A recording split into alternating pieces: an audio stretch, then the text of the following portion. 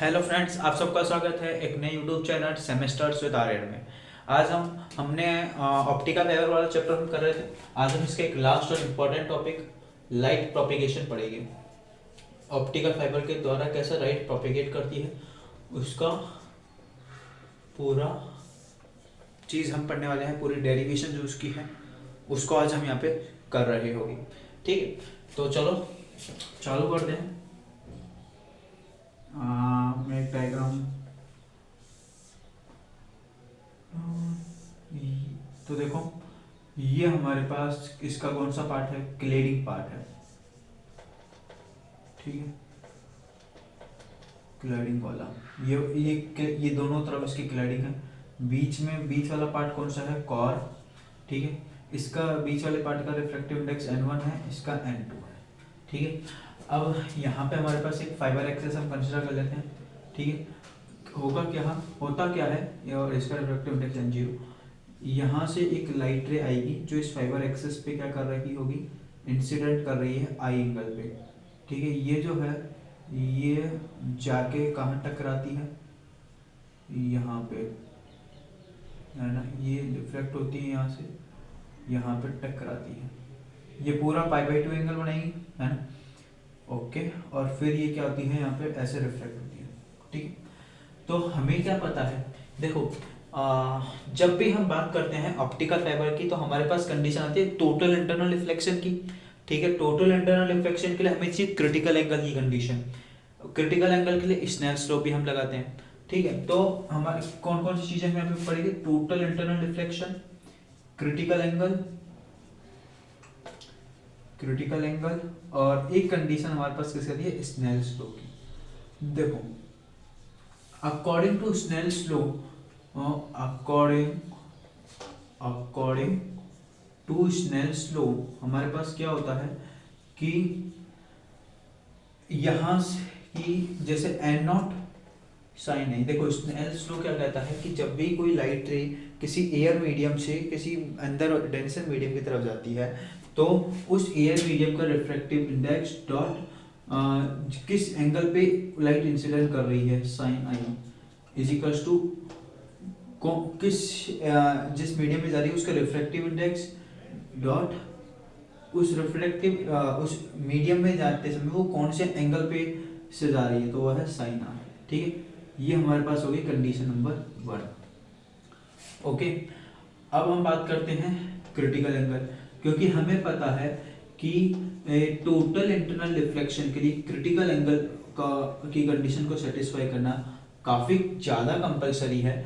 तो जब हम क्रिटिकल एंगल की कंडीशन में बात करते हैं तो क्रिटिकल एंगल क्या होगा? क्योंकि देखो, क्रिटिकल एंगल कहाँ से क्यों आता है?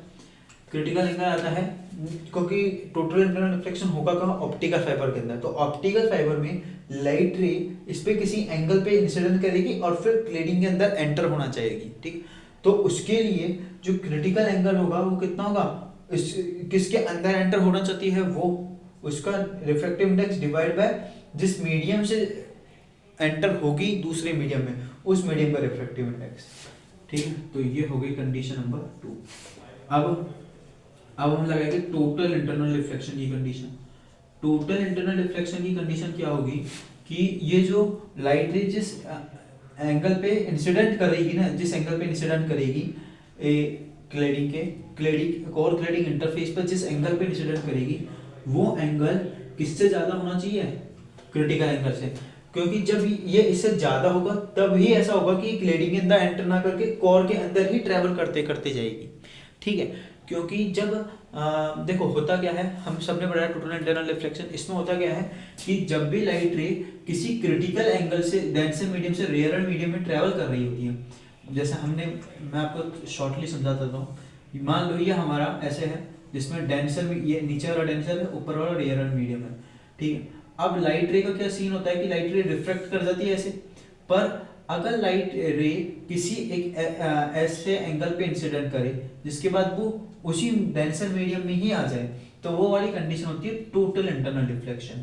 और अब ये जो एंगल यहाँ पे बनेगा जिस पे वो इंसिडेंट करेगी, जिस थीटा एंगल पे इंसिडेंट करेगी, वो एंगल किससे ज्यादा होगा? क्रिटिकल एंगल से। तो वही चीज हम इधर अप्लाई करेंगे। तो ये जो थीटा है ये किससे ज्यादा होना चाहिए, क्रिटिकल एंगल से ज्यादा होना चाहिए, ठीक है। ओके चलो आगे बढ़ते हैं।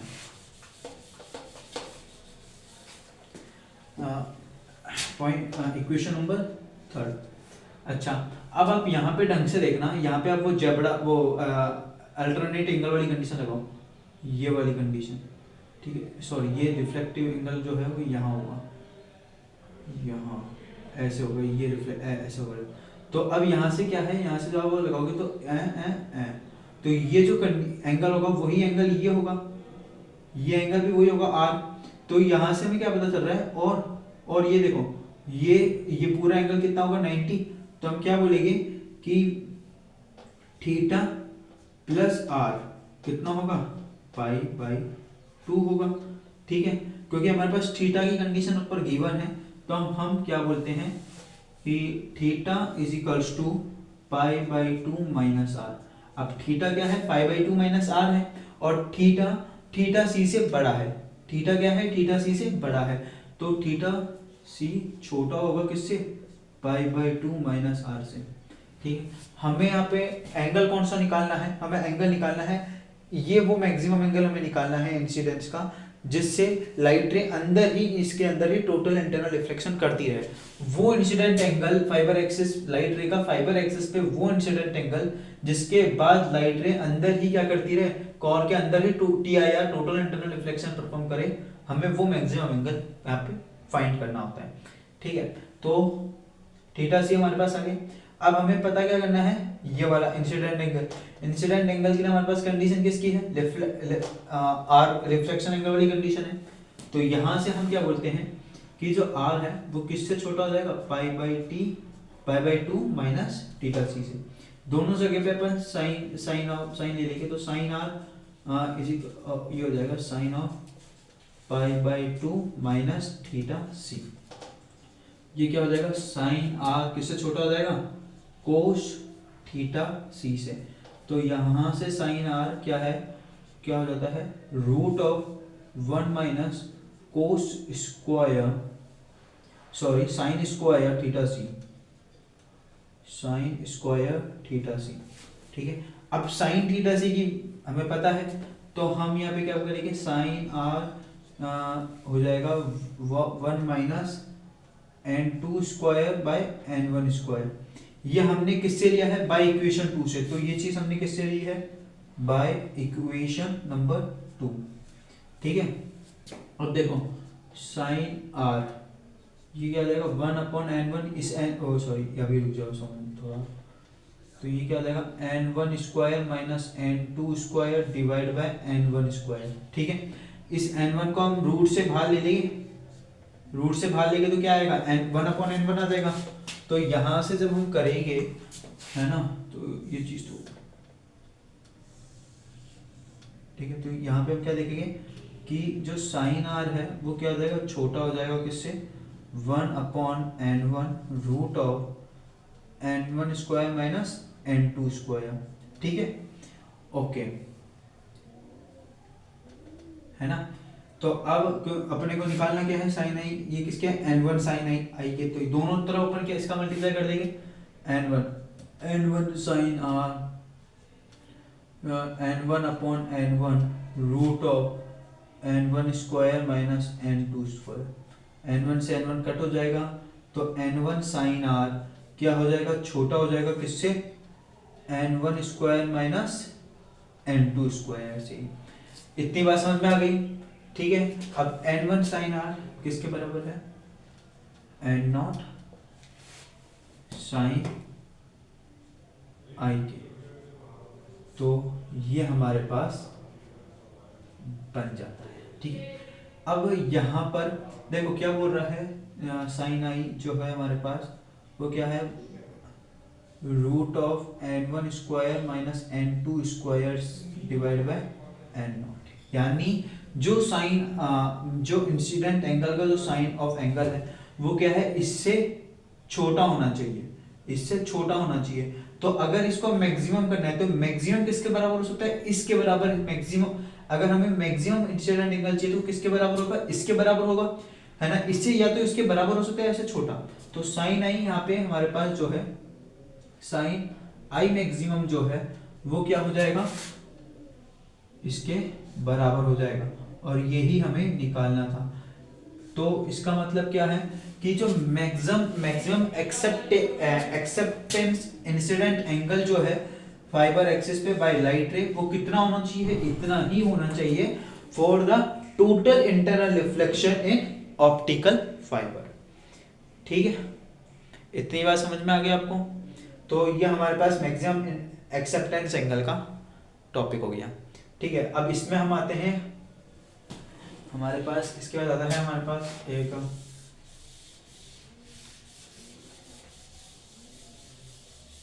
अब देखो ये हमारे पास है इसमें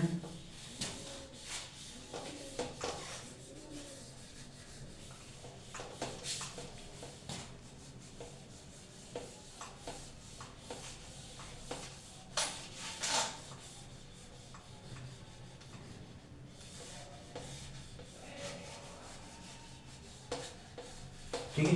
तो अब हमारे पास निकल क्या गया था, हमने अभी क्या निकाली कि sine i of maximum angle जो है वो कितना होगा, 1/n0 root of n1 square minus n2 square. ठीक है, अब इसी में हमारे पास एक टॉपिक आता है न्यूमेरिकल अपर्चर का, ये इसके सब पार्ट्स हैं। ठीक है, किसका टॉपिक है ये, न्यूमेरिकल अपर्चर। ठीक है, तो न्यूमेरिकल अपर्चर हमें क्या बताता है कि न्यूमेरिकल अपर्चर जो है वो किसके इक्वल होता है, हमारे पास n0 in of sine i of maximum के। ठीक है, तो क्या हो जाएगा n0 divide n1 square minus n2 square. तो यहां से जो न्यूमेरिकल अपर्चर का फॉर्मूला है वो क्या हो जाएगा, n1 square minus n2 square.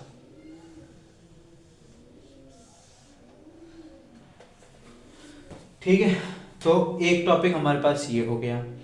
ठीक है, फिर हमारे पास आता है relative change in refractive index in parameter of refractive index, relative change in parameter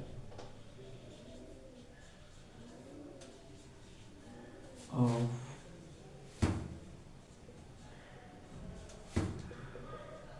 refractive index. ठीक है,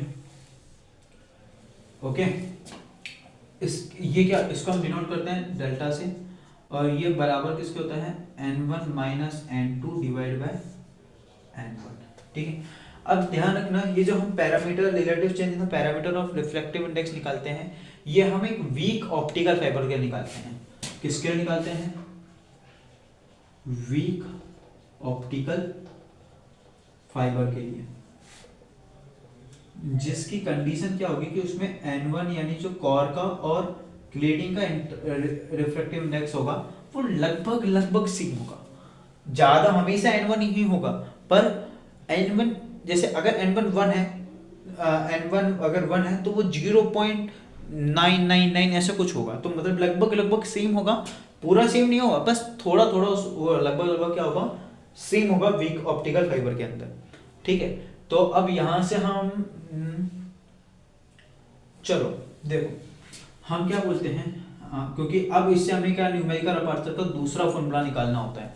ठीक है, इससे हम न्यूमेरिकल अपर्चर का in term of relative change in the parameter of refractive index अगर आ जाए तो पहले आपको यहां तक वो पूरा करना है, राइट प्रोपेगेशन का ये निकालना है, उसके बाद ये वाला पूरा करना होगा। ठीक है, तो अब यहाँ पे हम एक हिंट लेते हैं, देखो n1 square minus n2 square जो है वो हमारे पास किसके बराबर होता है, n1 minus n2 n1 plus n2। ठीक है ना, ये होगा फिक्स है ना इतना।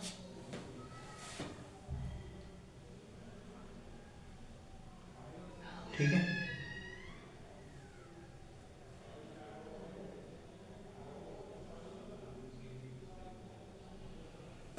है ना, अब हम क्या करेंगे यहाँ पे n1 का डिवाइड और n1 मल्टीप्लाई कर देगी, ठीक है।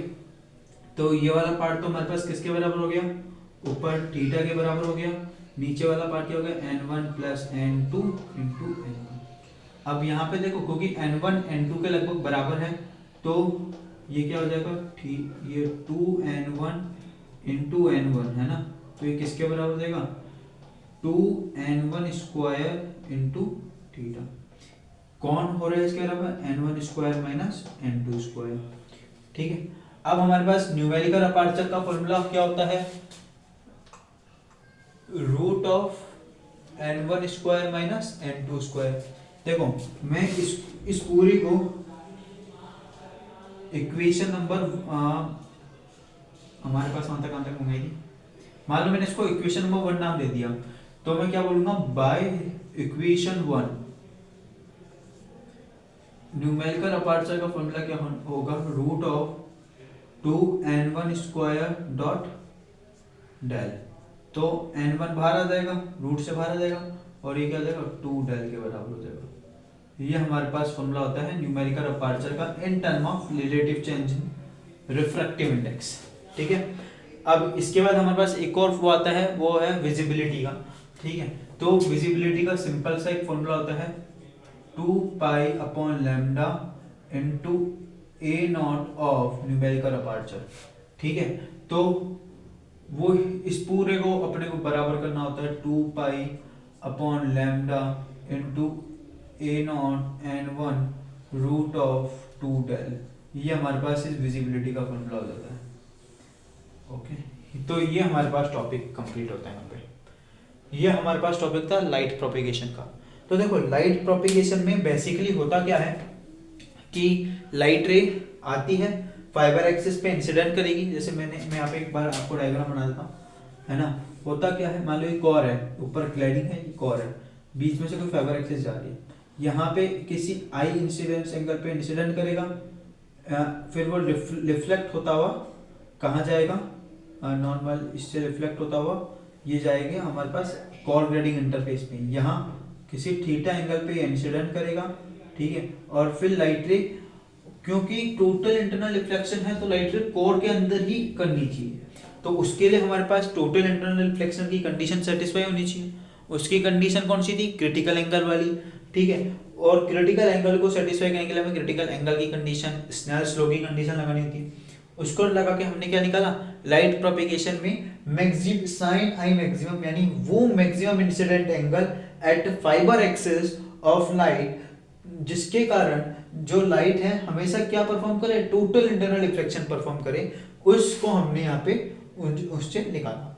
उससे रिलेटेड हमारे पास क्वेश्चन आ जाता है न्यूमेरिकल अपर्चर का, ठीक है। न्यूमेरिकल अपर्चर के फॉर्मूले लगाए, उससे हमने क्वेश्चन इसकी फॉर्मूला निकाला। फिर हमें क्योंकि पता है कि न्यूमेरिकल अपर्चर को relative change in parameter of refractive index में पूछा जाता है, तो हमने उसके अकॉर्डिंग भी इसका फॉर्मूला निकाला है यहाँ पे, ठीक है। तो आज का वीडियो हमारा इतना ही था, और आज हमारा ऑप्टिकल फाइबर का ये जो कॉन्सेप्ट है ये कंप्लीट होता है। ध्यान रखिएगा एग्जाम में काफी इंपॉर्टेंट टॉपिक के फॉर्म में आता है। अब मैं आपको थोड़ा बता देता हूँ कि किस किस पैटर्न पे इस चीज के ऊपर सवाल पूछे जा सकते हैं, ठीक है। तो चलो मैं आपको थोड़ा सा हिंट दे देता हूँ इस चीज का।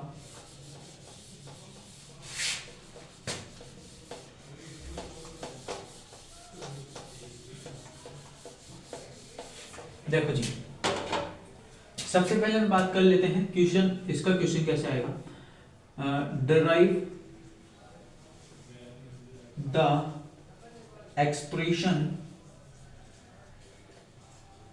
Of maximum acceptance angle, maximum acceptance angle, incidence angle, maximum acceptance incidence angle of light, ठीक है। उसके आगे वो भी लिख सकते हैं through optical fibre through which ये क्या परफॉर्म करे, TIR VIR, ठीक है। एक बात तो ये, दूसरा क्वेश्चन किस पैटर्न का आ सकता है कि आपको ये तो निकालना ही हो और उसके आगे क्या निकालना हो, and also find numerical aperture, ठीक है। या अगर यहाँ तक दे तो आपको क्या कहाँ तक करना है, न्यूमेरिकल अपर्चर का ये वाला जो फॉर्मूला है यहाँ तक निकाल के छोड़ देना है, ठीक।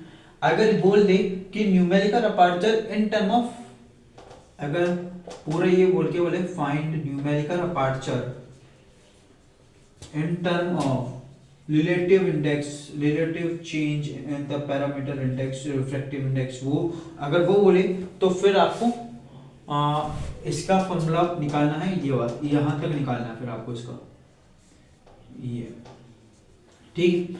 अब हो ये भी सकता है कि आपसे ये नहीं पूछे मैक्सिमम एक्सेप्टेंस एंगल, सीधा सीधा ये पूछ ले तो आपको ये बताना है। प्रिंसिपल ऑफ टीआईआर पूछ ले तो आपको, आपने पिछले लेक्चर में देखा ही होगा, वो आपको करना होगा। तो ये हमारे पास मैंने कुछ इंपॉर्टेंट आपको क्वेश्चन भी बता दिए। अगर एक्सप्रेशन से या चैप्टर रिलेटेड थ्योरिकल क्वेश्चन आते हैं तो वो इसी पैटर्न पे आते हैं इस चैप्टर के सेमेस्टर्स के अंदर, या मिड सेम में भी अगर आप बात करिए तो, ठीक है। सो